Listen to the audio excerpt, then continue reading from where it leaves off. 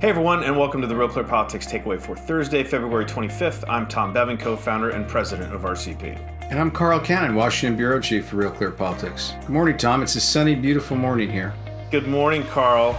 What are we going to talk about today? You know, we talked about a few issues ahead of time, but none of them seemed really interesting or exciting. I think I might be experiencing some news fatigue, Carl. Well, a year ago today, the Democrats debated in South Carolina, and it doesn't seem like the country or you and I have had a day off since. So that's understandable. They talked about COVID that line. It came up. Gayle King brought it up, CBS moderator. It was clear nobody quite knew what was ahead of us. Let's talk about this though, Tom. That presidential race. You had senators running: Klobuchar, Warren, Sanders. You had the former vice president ended up being the nominee and winning the presidency. But if we're looking ahead, and we're Real Clear Politics, so we're always looking at the next election. It was thought in modern American political history that it's better to be a governor than a senator. Senators are just talk; they're blowhards. Governors, they have to balance budgets and do things. But you and I were batting back and forth some of these governors. Let's take the five kind of the mega state governors that they're sometimes called and quickly go through, because it doesn't look like being a governor is any picnic during the pandemic either. No, and in fact, I remember people talking about Andrew Cuomo getting into the race in 2016 because people weren't happy necessarily with the choices and thought he'd be a good person to run. Here we are a year later after an Emmy and all of these things. He is now under fire, not only for what's going on with the nursing home deaths, which is obviously significant, and there's a lot of calls for him to resign and calls for investigations of his handling of that. But now on top of that, Carl, there's this allegation of sexual harassment that was lobbed against him by a former aide. She published a big piece in Medium yesterday. It was her second piece alleging that he was basically sort of a bully and a creep and really, treated her in a demeaning way and harassing way. So now he's got that on top of him. Political fortunes have changed rather dramatically for Andrew Cuomo in the last year. Well, he's not alone. Going out to my home state, California, Gavin Newsom, we had another piece this week in Real Clear Politics by Wayne Avershow, a column about recall.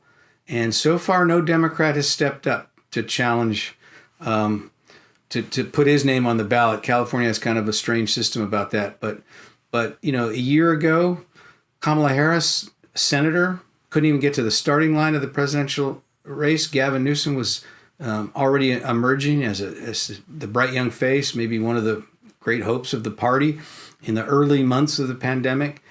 He seemed sure-footed. Even Donald Trump praised him, and he didn't praise many Democrats the whole year.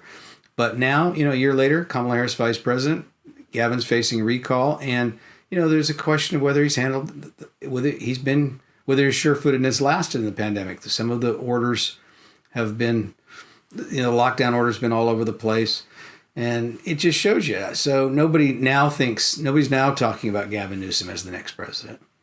Closer to my home anyway, Carl, is J.B. Pritzker, and he's a guy who not a lot of people were talking about as potential presidential material, although I think he thinks of himself that way, and he certainly has the pockets to prove or to be competitive. But JB is also struggling with his handling of COVID. Illinois has been a state that's been locked down and struggled, I think, along with the mayor as well. We've been going through some political turmoil. The Democratic machine, Mike Madigan, has resigned, but JB just signed into law.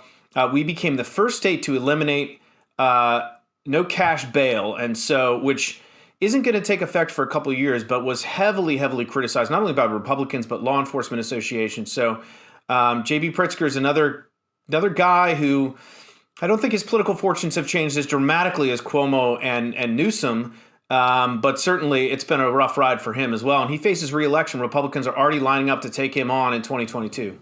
Well, these criminal justice issues can hurt candidates. It hurt Michael Dukakis when an inmate that was on a furlough program walked away, weekend pass, and terrorized a family in Maryland. So that he never quite recovered from that. And his explanations of it, were halting.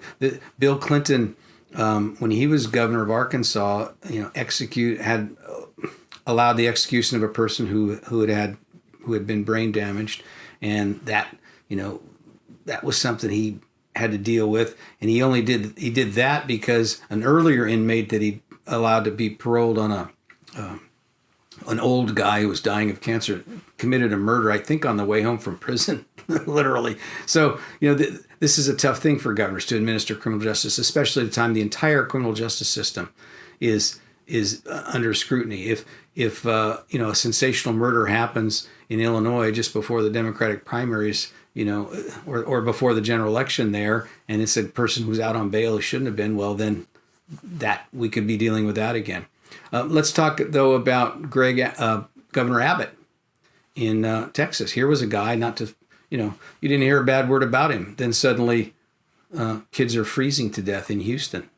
They don't have power. They don't have energy. That's another thing people look to governors for, Tom.